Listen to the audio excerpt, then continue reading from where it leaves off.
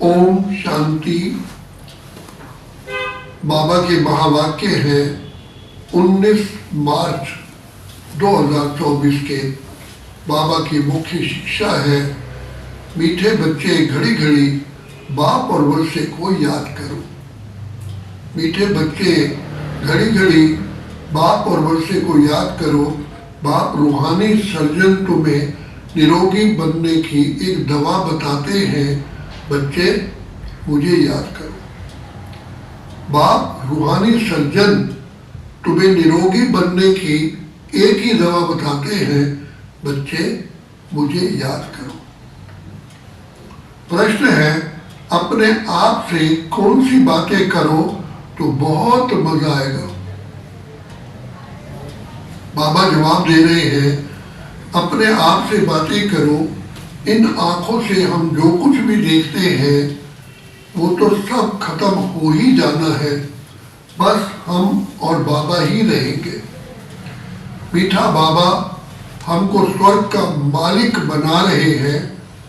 ऐसी ऐसी बातें करो, एकांत में चले जाओ तो बहुत बहुत मजा आएगा। परम पिता शिव भगवानों वाच्य मीठे मीठे बच्चों को पुरुषोत्तम संगम युग कदम कदम पर याद रहना चाहिए। ये भी तुम बच्चे ही जानते हो, तो भी नंबरवार पुरुषार्थ अनुसार ये बुद्धि में याद रहे, हम अभी पुरुषोत्तम संगम युग पर पुरुषोत्तम बन रहे हैं। और ये जो रावण का पिंजरा है, उनसे बाबा हमको छुटकारा दिलाने आए हैं। जैसे कोई पंछी को पिंजरे से निकाला जाता है तो वो बहुत बहुत खुश होकर उड़कर सुख पाते हैं। तुम बच्चे भी जानते हो, ये रावण का पिंजरा है। अनेक प्रकार के दुख ही दुख हैं। अब बाप आए हैं इस पिंजरे से निकालने के लिए। है तो मनुष्य ही। शास्त्रों में लिख दिया है, देवता और असुरों की लड़ाई लगी, फिर देवताओं ने जीता। अब लड़ाई की तो बच्चे बात ही नहीं है। तुम अभी असुर से देवता बन रहे हो। आश्री रावण अर्थात 5 विकारों पर तुम बच्चे जीत पाते हो, ना कि रावण संप्रदाय पर। 5 विकारों को ही रावण कहा जाता है।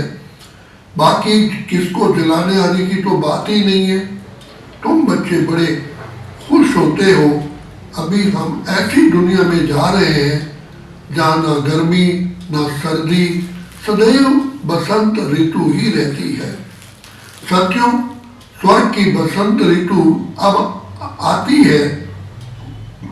ये बसंत ऋतु तो थोड़े समय के लिए आती है।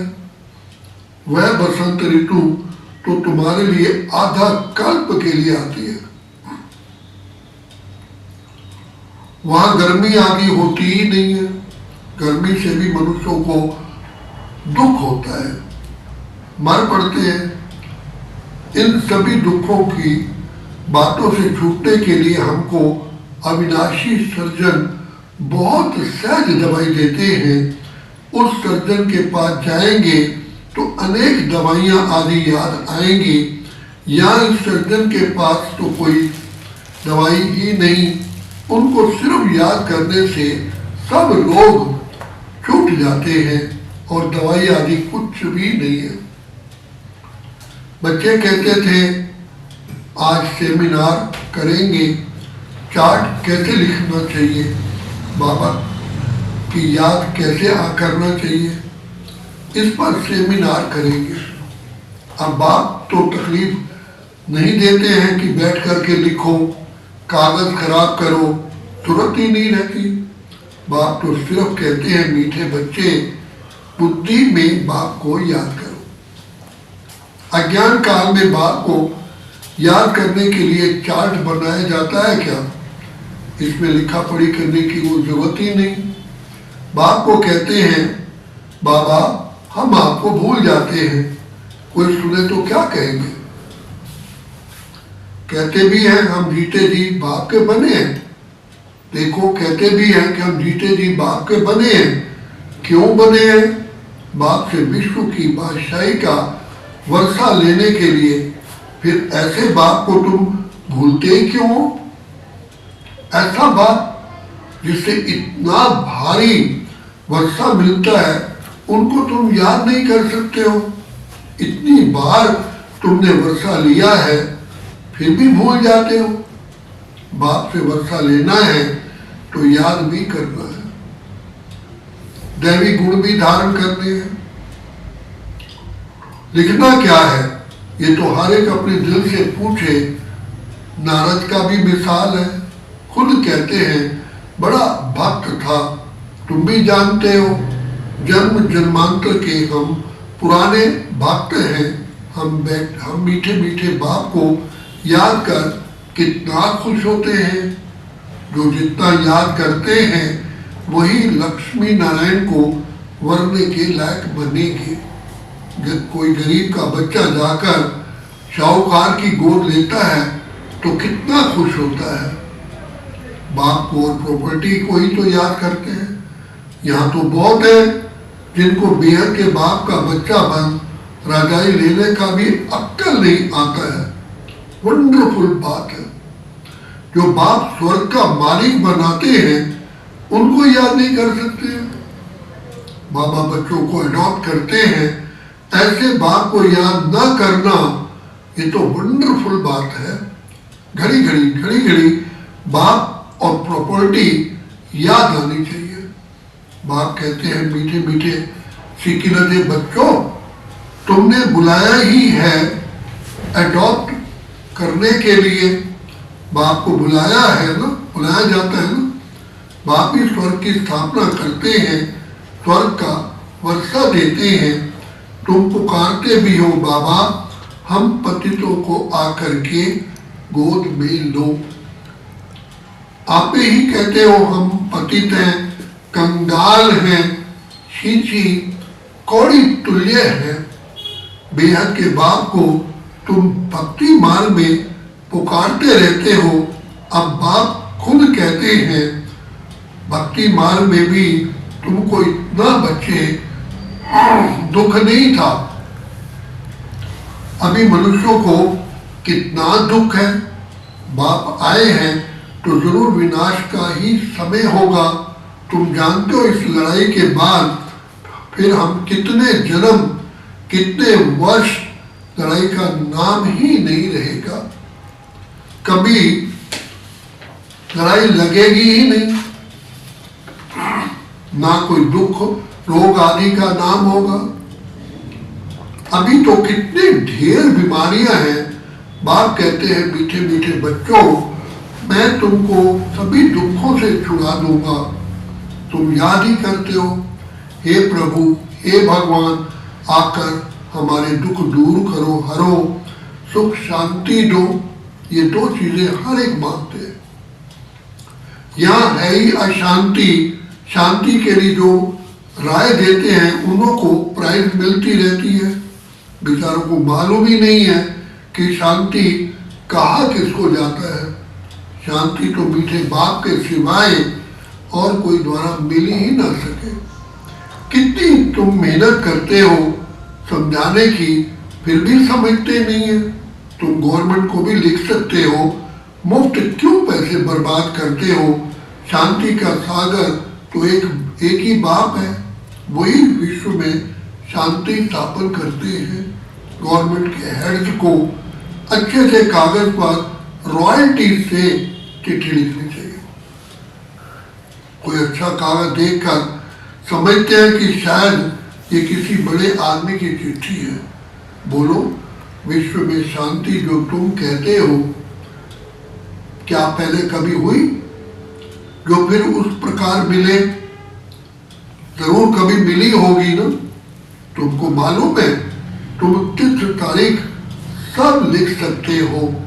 बाबा ने ही आकर विश्व में शांति सुख स्थापन किया था।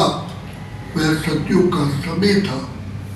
ये लक्ष्मी नारायण है, राजाई की निशानी। ब्रह्मा और तुम ब्राह्मणों के पार्ट का किसको पता ही नहीं है। मुख्य पार्ट तो ब्रह्मा का है ब्रह्मा का है ना, वही रथ बनते हैं जिस रथ द्वारा बाप इतना कार्य करते हैं।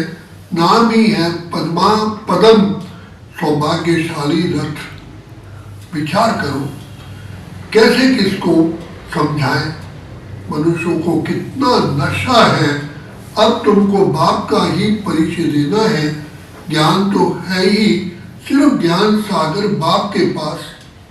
वह जब आए तभी तो आकर के ज्ञान दे, तब तक ज्ञान तो कोई दे ही ना सके। भक्ति तो सब करते रहते हैं, करते ही रहते हैं। ज्ञान एक ही बाप देते हैं। ज्ञान का स्थायी पुस्तक कोई बनता ही नहीं। ज्ञान तो कानों से ही सुनना होता है। ये किताब आदि जो तुम रखते हो सब टेम्परेरी है, ये भी सब खत्म हो जाएंगे। तुम नोट्स लिखते हो, ये भी खत्म हो जाने हैं। ये सिर्फ अपने पुरुषार्थ के लिए है। बाबा कहते हैं मीठे बच्चे टॉपिक्स की लिस्ट बनाओ तो याद आएगा, परंतु ये तो जानते हो ये पुस्तक आदि कुछ भी नहीं रहेंगे। तुम्हारी बुद्धि में सिर्फ याद ही रहेगी। आत्मा बिल्कुल बाप जैसी भरपूर हो जाती है। बाकी जो भी पुरानी चीजें इन आंखों से देखते हो वो भी खत्म हो जाएंगी। पिछाड़ी में कुछ भी रहना ही नहीं है। बाप अविनाशी सर्जन है, आत्मा भी अविनाशी है। एक शरीर छोड़ दूसरा लेती है। दिन प्रतिदिन जो शरीर मिलता है वो भी छीछी दुखदायी मिलता है। अभी तुम बच्चे जानते हो हम शिष्टाचारी बन रहे हैं, बाप ही बना रहे हैं। साधु संत आदि थोड़ी बनाते हैं, बाप तुमको शिष्टाचारी बनाते हैं। बाबा कहते हैं मीठे बच्चे मैं तुम्हें अपने नैनों पर बिठा करके ले जाऊंगा। आत्मा भी यहाँ नैनों पर बैठती है। बाप कहते हैं हे आत्माएं तुम सबको निहाल करके ही ले जाऊंगा। बाकी थोड़ा समय है, अब मेहनत करो। अपने दिल से पूछो मैं स्वीट बाबा को कितना याद करता हूं। ही राजे का विकार के लिए प्यार नहीं था, शारीरिक प्यार था। याद करते थे और सामने आ जाता था, दोनों आपस में मिल जाते थे। बाप कहते तुम भी ऐसे बनो। वो है एक जन्म के आशिक माशुक।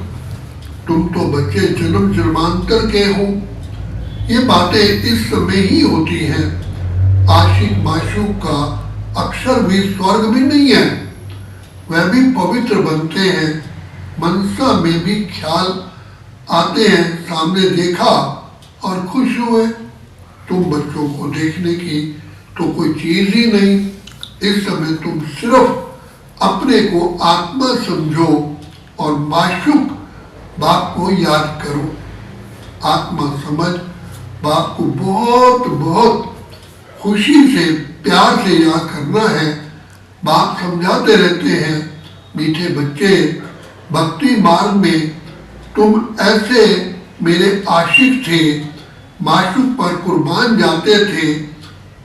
आप आएंगे तो हे माशुक हम तुम पर वारी जाएंगे।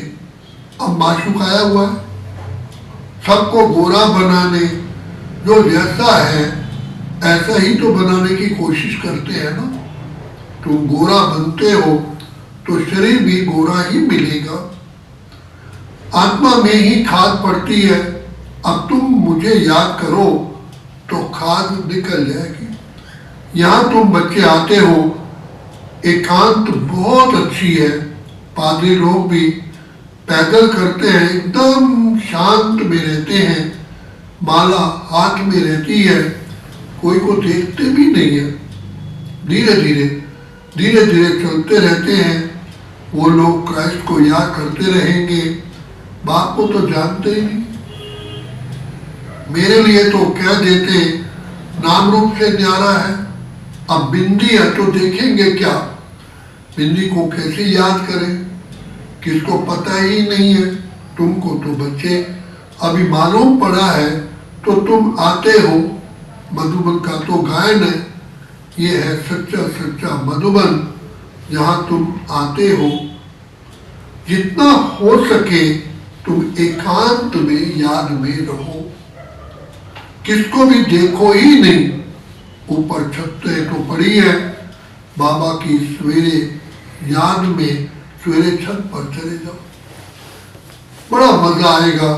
कोशिश करो रात को 1-2 बजे जागने की। तुम नींद को जीतने वाले मशहूर हो। रात को जल्दी सो जाओ, फिर 1-2 बजे उठकर छत पर एकांत में याद की यात्रा करते रहो। बहुत जमा करना है, बाप को याद करते बाप की महिमा करने लग जाओ। आपस में भी यही राय करते रहो कि बाबा कितना मीठा है, उनको याद करने से ही पाप कटेंगे। यही बहुत जमा, यहाँ बहुत जमा कर सकते हो। ये चांस भी यहाँ अच्छा मिलता है, घर में तो तुम कर नहीं सकेंगे।